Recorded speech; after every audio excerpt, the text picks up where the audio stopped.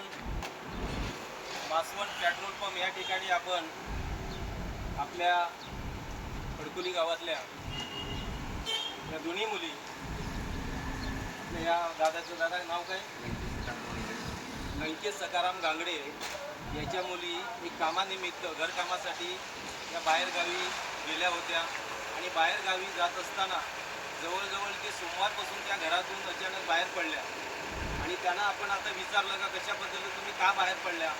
त्यांना जवळजवळ शोधाशोध सर्व आपली ही टीम भूमिशन आदिवासी एकता परिषदेची टीम आणि त्याच्यामध्ये अविनाश आहे, अविनाशचा सर्वात जास्त पुढाकार आहे.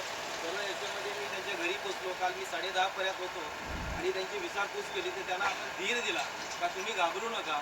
पोलीस स्टेशनशी संपर्क साधला, DYSPशी संपर्क साधला आणि त्याच्यानंतर ज्या ठिकाणी ज्या महिला होत्या त्या महिलांना पण रात्री आपण फोनवर संवाद साधला आणि संवाद साधून आज सर्व टीम आपली हेच कामाला लागली आणि कामाला लागत असताना ते आज महालक्ष्मी या ठिकाणी आज त्या आपल्या जवळपास आपल्याला त्या मिळाल्या आणि आपल्याला खूप एक आनंद निर्माण झाला. त्यांच्या आईवडिलांना आनंद झाला आणि या दोन्ही मुलींना आईवडिलांना बघून एक आनंद झाला.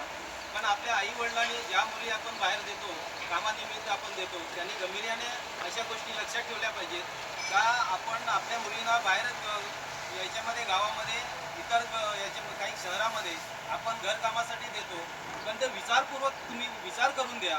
ह्या मुली घरकामासाठी गेल्या होत्या, त्यांना भयानक त्रास त्या लोकांना आहे म्हणून त्या कशापेक्षा त्या घरातून बाहेर पडल्या असं त्यांचं जे म्हणणं आहे.